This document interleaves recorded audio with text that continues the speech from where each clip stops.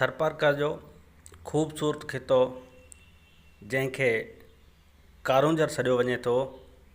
यकीनन पारकर जो ही खितो जंहिंमें कारूंजर जबर समेत क़दीमी आसार अॼु बि मौजूदु आहिनि, जेके अंग्रेज़नि जे दौर जा ठहियल इहे आसार अॼु बि संगे मरमर जे पथरनि सां ख़ूबसूरती जो ॾेख ॾियनि था।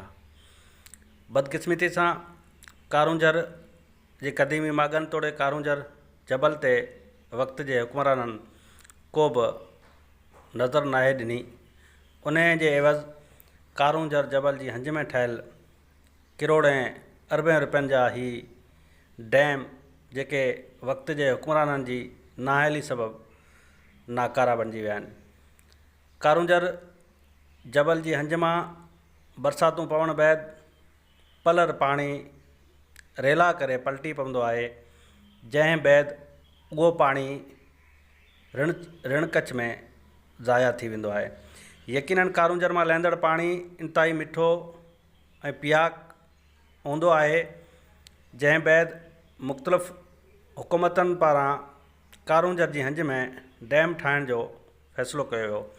अरबाब जे दौर में मुख़्तलिफ़ डैम ठहिया, जंहिं बैदि हिन वक़्त जी हुकूमत उन्हनि डैमनि ते को बि ख़ासि ध्यानु न ॾिनो।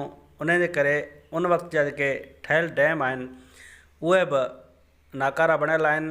उन्हनि में जेका जमा थींदड़ बरसाती पाणी आहे उहो बि ज़ाया थी वेंदो आहे। उहो पाणी डैमनि में जमा नाहे थींदो, जंहिं बैदि कारूंजर मां लहंदड़ पलर पाणी ज़ाया थियण करे रहवासियुनि खे को बि फ़ाइदो न मिलंदो आहे। हिन वक़्तु बि ॿुधायो वञे पियो त सिमाल डैम खाते पारां कारूंजर में वधीक डैम ठाहिया पिया वञनि, उन्हनि जो बि कमु नाक़ुस हली रहियो आहे ऐं डैम उते ठाहिया पिया वञनि जितां पाणी जो गुज़र नथो थिए। चवण जो मक़सदु इहो आहे, अॻु में बि जेके डैम ठाहिया विया उहे बि ग़लति प्लानिंग तहत ठाहिया विया।